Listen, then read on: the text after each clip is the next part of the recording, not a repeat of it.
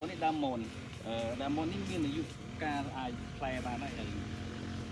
អានេះយើងដឹងដែរហើយអញ្ចឹងបងប្អូនយកទៅផ្លែតែម្ដងបាទចង់ឲ្យផ្លែគឺមានបច្ចេកទេសធ្វើផ្លែលក្ខណៈសុខភាពពួកវានេះក្បាលតែអានេះយើងចងវាកុំឲ្យវាខ្ពស់ពេកហ្នឹងហើយអញ្ចឹងយកទៅកាត់បាស្លឹកស្រោចទឹកផ្លែតែម្ដងមួយដើម 45,000 រៀលបើសិនបងប្អូនត្រូវការអាចទាក់ទងបានបាទអាចជិះមកយករាជការបានតែយើងមានកូនតូចនេះដើមតូចនេះយើងអាចយកទៅដាំរយៈពេល8ខែបានផ្លែនេះមួយដើម 10000 រៀលពងល្អមែនទេនេះពងល្អនេះគឺកំងយកទៅខាងទៅគាត់បាទអញ្ចឹង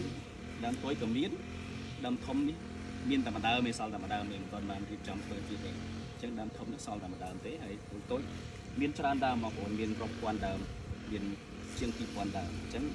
បងប្អូនត្រូវការយកទៅដាំម្ដងពីដើមខ្ញុំជូនបាន25ខែក្រុង4-10ដើមមានតម្លៃពិសេសហើយបើយកទៅលក់បន្តក៏អាចយកទៅបានដែរតម្លៃពិសេសបាទចាំបានប្រហែលក៏មានដែរហើយយើងមានជម្រាបជូនពីបច្ចេកទេសក្នុងការដាំដើម្បីឲ្យបានផលឲ្យល្អបាទប៉ុណ្ណេះ3-400 ដើមហើយយើងមានមួយឡុកទៀតប្រហែលជា 2000 ដើមទៀតអញ្ចឹងវាសិតតែពូជមូលបេរីផ្លែច្រើនហើយងាយដាំមូលបេរីនេះគឺប្រភេទដំណាំដែលងាយដាំហើយមិនសូវបាច់ថែច្រើនបាទហើយឆាប់បានផលហើយវាមានប្រយោជន៍ច្រើនបាទប្រយោជន៍ផ្លែវាយើងអាចញ៉ាំបានយើងកែច្នៃទៅជាភេសជ្ជៈទៅជែមទៅជា juice ទៅជា wine ក៏បានហើយស្លឹកវានេះខ្ចីនេះបាទយើងអាចយកទៅហាលធ្វើជាតែឬក៏ធ្វើជាអាហារក៏បានដែរអញ្ចឹងវាជួយផ្នែកសុខភាពក៏បានបាទផ្នែកឱសថក៏បានដែរអញ្ចឹងមានប្រយោជន៍ច្រើនហើយបងប្អូនចាប់ដើមម្ដងពីដើមតាមផ្ទះយើងមានលក់ជូនបាទនេះចង់បង្ហាញបងប្អូនមួយទៀតនេះពូជមលបេរីជាមួយគ្នាគ្រាន់តែថានេះខាងខ្ញុំមិនបានលក់ទេដោយសារតែទុកជាកាដូដែលគេឲ្យហើយគេទុកតាំងលម្អអានេះផ្លែនេះគេបងប្អូននេះបងមើលឃើញផ្លែបាទហើយអានេះអាយុវាចូល2ឆ្នាំហើយគ្រាន់តែថាយើងដាំក្នុងភ្លើងទៅវាធំបាទអញ្ចឹងងាយផ្លែមែនទេអានេះផ្លែពេញដើមបងប្អូនបាទហើយចំពោះវាចង់ឲ្យខ្ពស់ក៏បានដែរតែយើងដាក់តាំងលម្អទៅយើងដាក់ឲ្យខ្ពស់បាទអញ្ចឹងនេះផ្លែ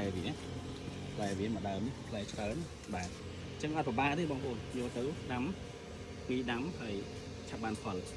តាំងលម្អក៏បានញ៉ាំក៏បានចង់បញ្ជាក់មួយទៀតសម្រាប់ដើមដែលថតផុសមិញហ្នឹងនៅខាងនោះគឺពេញអាយុគ្រប់ត្រូវផ្លែហើយអញ្ចឹងបងប្អូនត្រូវការអាចកំងបានយើងនឹងប្រាប់ពីវិធីសាស្ត្រធ្វើឲ្យផ្លែដោយធម្មជាតិអត់មានប្រើគីមីទេហើយគឺធ្វើឲ្យផ្លែរបៀបនេះហើយធំអញ្ចឹងនិយាយទៅអានោះគឺពេញអាយុនឹងឲ្យផ្លែបានដូចគ្នាគ្រាន់ថាយើងអត់ទាន់បានធ្វើឲ្យផ្លែអញ្ចឹងណាអញ្ចឹងបងប្អូនចង់បានគឺអាចតាក់ទងបាននេះផ្លែធំមែនទេហើយនេះចង់ប៉ុនម្រាមដៃហើយឆ្ងាញ់